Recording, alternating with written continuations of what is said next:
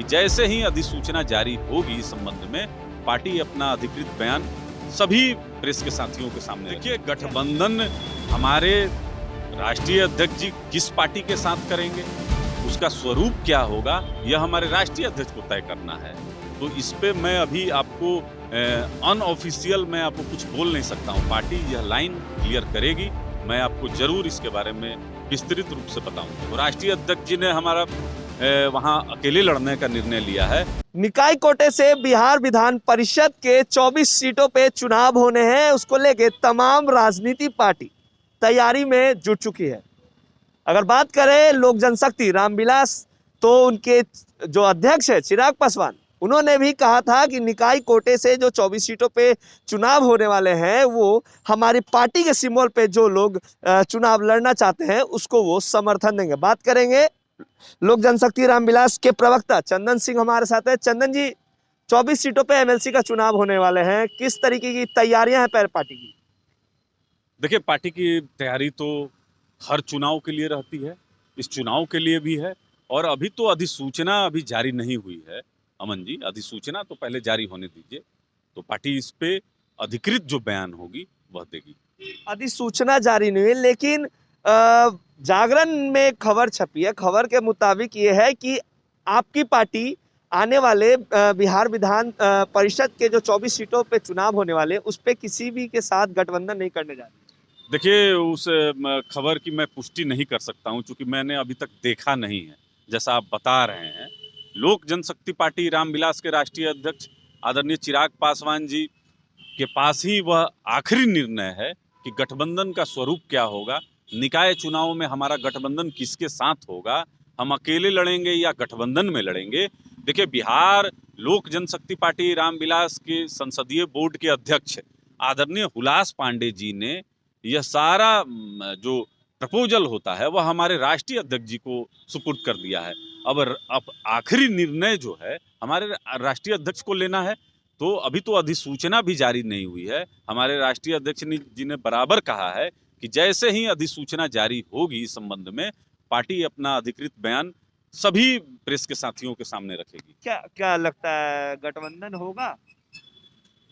देखिए, गठबंधन हमारे राष्ट्रीय अध्यक्ष जी किस पार्टी के साथ करेंगे, उसका स्वरूप क्या होगा, यह हमारे राष्ट्रीय अध्यक्ष को तय करना है। तो इस पे मैं अभी आपको अनऑफिशियल मैं आपको कुछ बोल नहीं सकता हूँ। पार्टी यह लाइन क्लियर करेगी, मैं आपको जरूर इसके बारे में विस्तृत रूप से बताऊंगा। आप ही के पार्टी के नेता है संजय पासवान ने भी कह दिया था कि चिराग पासवान नहीं चाहते हैं कि एमएलसी चुनाव में गठबंधन हो, क्योंकि इससे कुछ होने जाने वाला नहीं और नीतीश सरकार पे कोई असर नहीं पड़ने जा रही है। देखिए, मैंने पढ़ा नहीं है, लेकिन जैसा आप बोल रहे हैं तो विधान परिषद के चुनाव से तो यह सरकार बनेगी और बिगड़ेगी नहीं। तो अलबत्ता यह हमारे राष्ट्रीय अध्यक्ष जी का विषय है। हमारे राष्ट्रीय अध्यक्ष जी ने आपने सही कहा है कि अब अगला चुनाव हम लोग गठबंधन में लड़ेंगे, लेकिन वह किस परिप्रेक्ष्य में उन्होंने कहा है, विधानसभा या लोकसभा या विधान परिषद का जो चुनाव है, तो बहुत जल्द अमन जी जैसे ही इसकी अधिसूचना आएगी पार्टी अपना ऑफिशियल लाइन सभी प्रेस मीडिया के सामने रखेगी। एक चलो मार्ग पे चल रहे हैं चिराग पासवान। उत्तर प्रदेश में भी उन्होंने घोषणा कर दिया कि अब की पार्टी अकेले चुनाव लड़ेगी। लालू प्रसाद यादव ने भी निमंत्रण दिया था, लेकिन उस पर किसी भी तरीके का बयान चिराग का नहीं आया और एमएलसी चुनाव होने जाने हैं। क्या लगता है कि पार्टी ये मान ली है कि एक चलो मार्ग पे ही चले?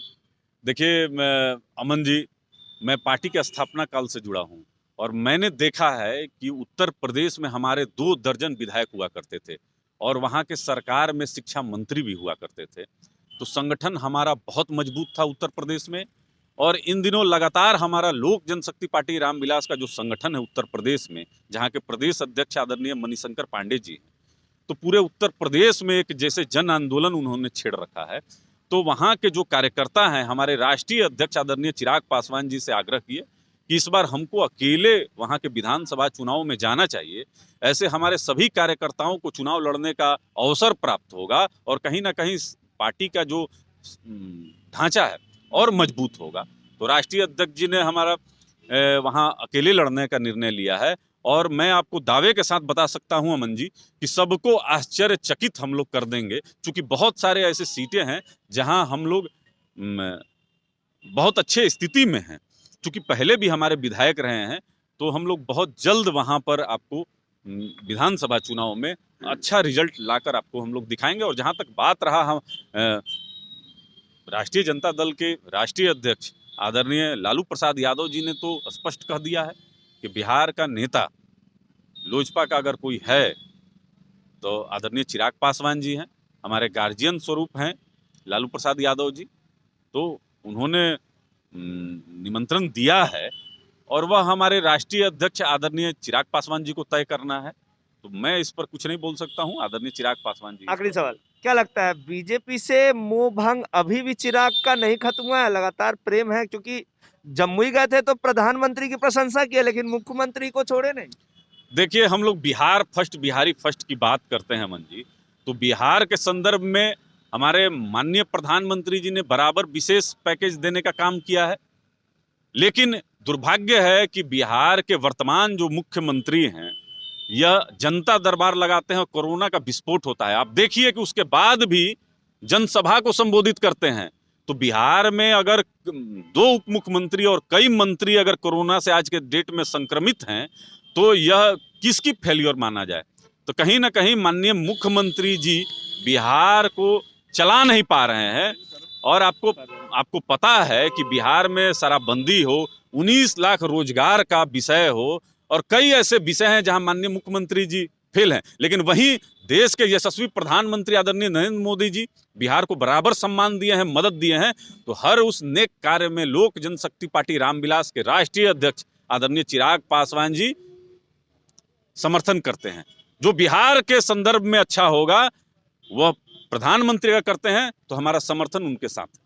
तो ये थे लोक जनशक्ति रामविलास के प्रवक्ता चंदन सिंह, जिन्होंने कहा कि निकाय कोटे से जो 24 सीटों पे चुनाव होने जा रहे हैं, उसको लेके क्या गठबंधन होगा, आगे क्या स्वरूप रहेगा, वो सब हमारे राष्ट्रीय अध्यक्ष चिराग पासवान निर्णय लेंगे। और जब अधिसूचना जारी होगी तो इस पे तमाम चीजों को बता दिया जाएगा। बने रहेगा लाइव बिहार के साथ, इससे जुड़ी तमाम खबरें आप तक पहुंचाते रहूंगा। अभी के लिए इतना ही। लाइव बिहार यूट्यूब पर सब्सक्राइब और फेसबुक पर लाइक जरूर करें।